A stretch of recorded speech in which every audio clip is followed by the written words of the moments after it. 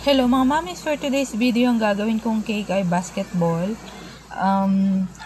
Yung sample na sinend ni customer, spear talaga yun siya. Kaya lang, bento cake nga lang kasi yung pinagawa niya. Kaya sabi ko, hindi kakayanin kapag spear yan.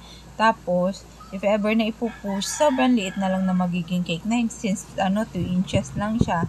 Sabi ko, if ever possible, half spear lang siya. Kaya, pumayag naman siya. So, ayan na nga, makita ninyo, ginawa ko lang siyang parang dome. So, una nilagyan ko muna siya ng marking na bilog bago ko siya i-shape ng pa-curve ng ganyan para mas mabilis ko siyang icing. Tapos, gamit ko yung soft na scraper para mas mabilis ko siyang ma-shape ng pa-dome.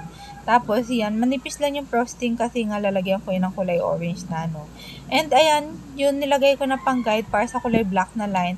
Ginupit ko lang yan siya na wax paper kasi wala naman akong yarn. And, pag yarn kasi pwede mag-iwan ng na fiber yun. Kaya, ayan na lang, para lang mas mabilis mag-mark ng kulay black, diba? So, yung piping tip na ginamit ko dyan is number 15 siya. Open star lang yan siya. Tapos, pinipe ko nga lang yan. Sumisingit-singit ang aking buhok sa camera.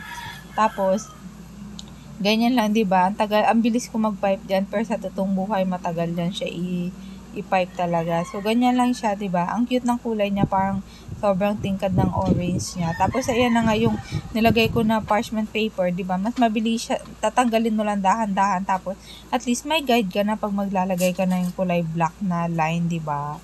Tapos, pantay yung pagkaka-apply mo siya. Hindi na, pag naka-alon-alon kasi yan, pag may texture na yung kulay orange, hindi maganda yung kakalabasan niya. Ito nga, diba, parang pag nagpalagay kasi ng dedication si customer, ang hirap magsulat ng ganyan kasi alon-alon siya. Kaya, slightly nakakayas dyan yung, yung kulay orange. Pero so far, readable naman siya.